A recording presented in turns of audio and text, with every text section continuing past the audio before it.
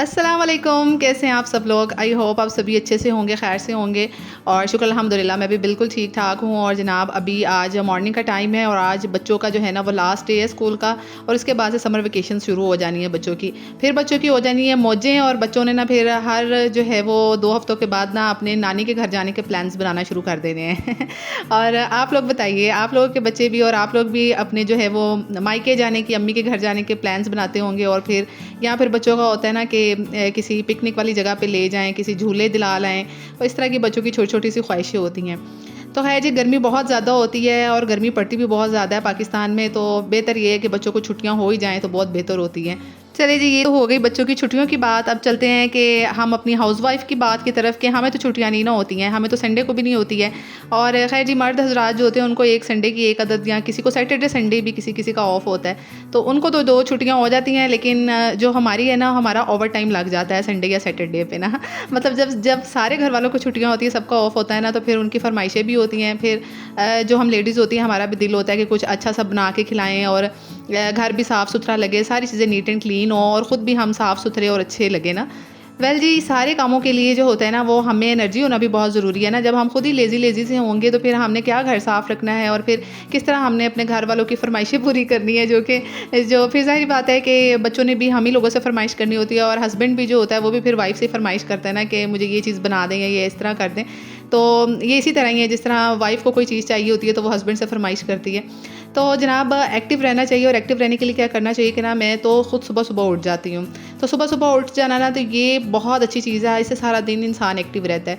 तो जिस दिन मैं देखूँ ना कि मैं 11 बजे उठी हूँ या 10 बजे उठी हूँ, उस दिन मेरा सारा दिन सुस्ती का मारा हुआ गुज़रता है। मैं इतनी लेज़ी होती हूँ सारा दिन कि मेरे में सुस्ती जाती ही नहीं है अगर मैं लेट उठूँ 10-11 बजे ना, और मेरे काम है वो भी इतने सारे लेट होंगे। मैं बहुत मुश्किल से होगा ना तो घर की सफाइयाँ कर पाऊँगी, ना टाइम पे खाना बनता है, ना टाइम पे सारी चीज़ें हो पाती हैं मुझसे। तो एक चीज़ मैंने देखी है ये ज़िंदगी में, बहुत मैंने नोट की है कि जो इंसान सुबह-सुबह फ़जर के टाइम उठ जाता है ना, तो उसका सारा दिन बहुत एक्टिव गुज़रता है और सारे काम ऐसे टाइम पे हो जाते हैं। इसलिए ना अपनी हैबिट बना लें कि सुबह फ़जर के टाइम, हम मुसलमान हैं, हमें नमाज़ भी फ़र्ज़ है हम पे, तो हम क्यों फ़जर के टाइम उठें।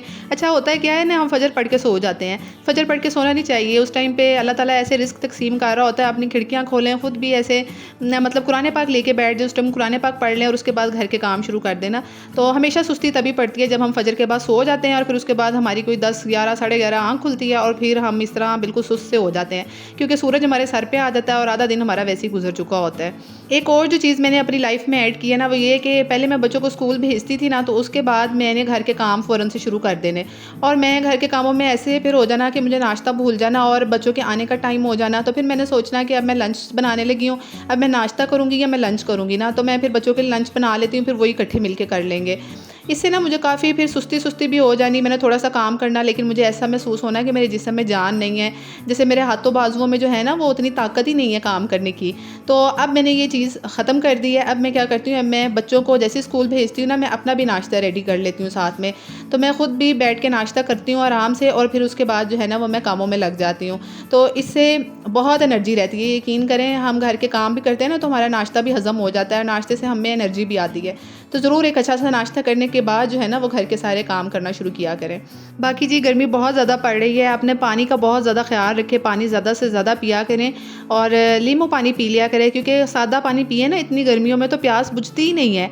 कल भी मेरे हस्बैंड कह रहे थे कि जितना मर्ज़ी पानी पीते जाओ ना, ऐसे लगता है जैसे पेट ही फूलता जा रहा है ना। हर थोड़ी देर 5-10 मिनट के बाद लगेगा कि ना गला खुश्क हो रहा है तो पानी पी लें। ठंडा पानी पीते जाएँगे लेकिन ऐसे लगेगा जैसे प्यास नहीं बुझ रही है।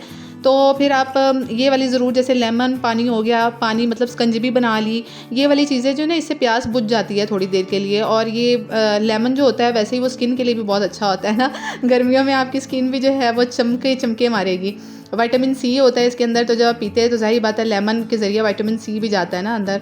तो लेमन पानी इस तरह यूज़ कर लिया करें। दूध सोडा हो गया या कच्ची लस्सी, जो कि दूध को पानी में मिक्स करके हल्का सा नमक डाल के रेडी होती है, तो वो अपने मतलब जब करेले वगैरह बनाएं, आम खाएं, तो उसके साथ, जैसे बुज़ुर्ग अफराद पहले बचपन में हम लोग बहुत कच्ची लस्सी पीते थे ना, हमारी अम्मी अब्बा हमें साथ कच्ची लस्सी बना के देते थे और तो ये बहुत अच्छी होती है, ये बहुत फ़ायदेमंद होती है ना, तो ये लाज़मी पिया करें।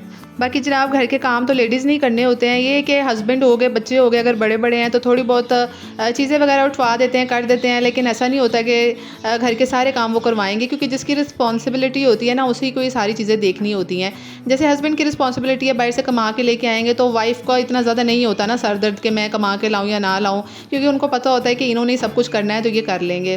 तो इसी तरह घर की सारी जिम्मेदारी जो होती है वो ख़वातीन पे होती है। तो चाहे हम लोग जॉब भी कर रहे हो ना, फिर भी घर भी हम ही देखना पड़ता है। हम लोग मेड रखवा लेते हैं, लेकिन उसके साथ साथ इतने सारे छोटे छोटे घर के काम होते हैं ना कि अगर सिर्फ मेड के सर पे घर छोड़ दिया जाए ना तो फिर यकीन करे घर सारा गंदा ही लगता है क्योंकि उनका घर नहीं होता है और वो सिर्फ अपना झाड़ू पोछा वगैरह लगा के थोड़ी बहुत डस्टिंग की चली जाती हैं। और जैसे फिर घर के इतने छोटे छोटे काम होते हैं ना, जब हम गौर करते हैं तो हमें पता चलता है कि सफाई सही से नहीं हो रही है ना, क्योंकि जिसकी प्लेस होती है ना, जिसकी जगह होती है, उसी को सारा मैनेज करना पड़ता है। हाउस हेल्पर तो सिर्फ हेल्प करके चले जाते हैं, आपका थोड़ा बहुत काम किया, जितने आपने उसको पैसे दिए आपका तो उतना वो करके चले जाते हैं। तो मैंने कुछ ऐसे भी घर देखे हैं जो यकीन करे सारा हेल्पर्स के सर पे छोड़ देते हैं और फिर बाद में ना उनके घर इतने गंदे हुए होते हैं, वॉशरूम्स जो होते हैं ना वो इतने बुरे मंजर होता है ना कि दिल नहीं करता जाने का। और जो है मतलब कहने का ये कि हेल्पर्स जो हैं वो तो बस थोड़ा थोड़ा ऊपर ऊपर से करके चली जाती हैं। जो डीप क्लीनिंग होती है ना सही तरीके से काम करवाना वो तो फिर घर के लेडीज़ नहीं करवाना होता है अच्छे तरीके से।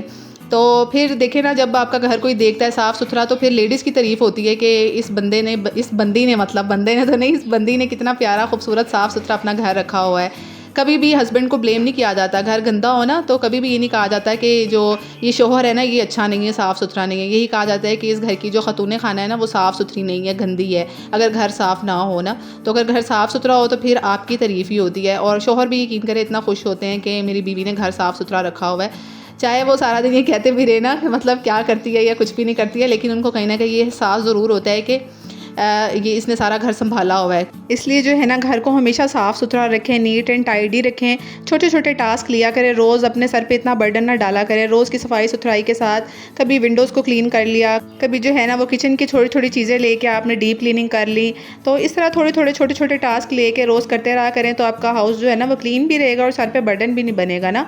एक दिन ही अगर हम कपड़े भी वॉश करने बैठ जाएंगे, उनको तय लगाने भी और फिर कुछ इस तरह के बड़े बड़े टास्क शुरू कर देंगे तो फिर हम थक जाएंगे, हमें फिर ना वो क्लीनिंग में उतनी दिलचस्पी नहीं रहेगी। तो रोज़ाना छोटे छोटे से काम करते रहा करो, उसके साथ एक एक ऐड ऑन कर लिया तो इस तरह हमारा घर भी साफ़ रहता है और हमें ना बहुत ज़्यादा डीप क्लीनिंग की भी ज़रूरत नहीं पड़ती है।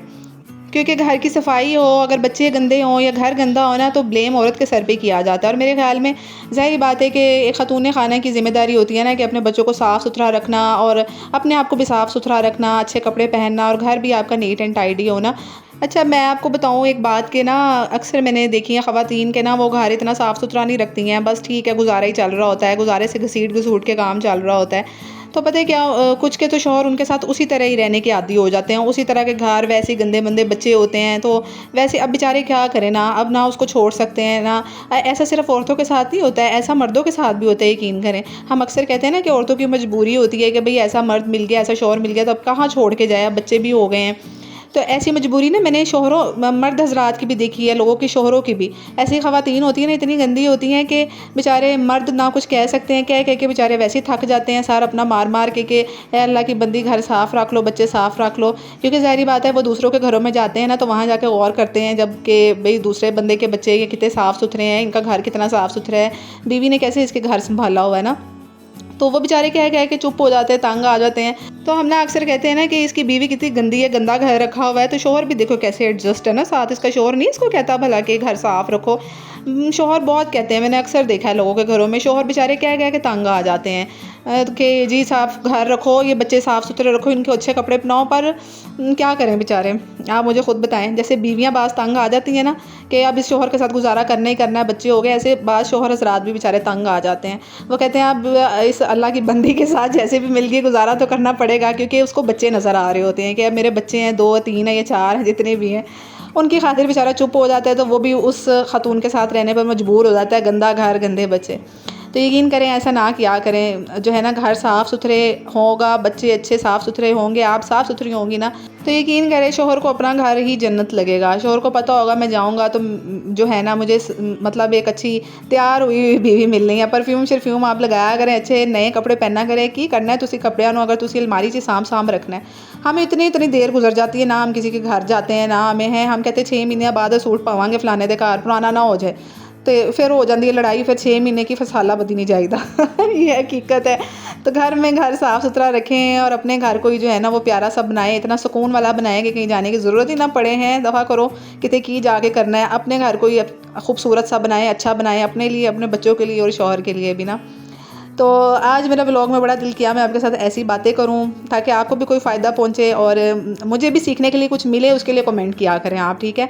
मेरी पिछले वीडियो पे कमेंट आया आप लोगों के, मुझे इतना अच्छा लगा ना, मेरा दिन ही बहुत अच्छा गुजर गया। तो यकीन करें कमेंट किया करें, मुझे बहुत दिल से खुशी होती है। न्यू आया तो सब्सक्राइब कर दिया करें मेरे चैनल को और लाइक ज़रूर किया करें। लाइक करके आपका कुछ नहीं जाना पर मेरा बड़ा कुछ हो जाना है, ठीक है। तो लाइक कर दिया करें वीडियो को और कमेंट में मुझे बताइएगा कि मुझे कहाँ कहाँ पे इस्लाह की ज़रूरत है। सही हो गया।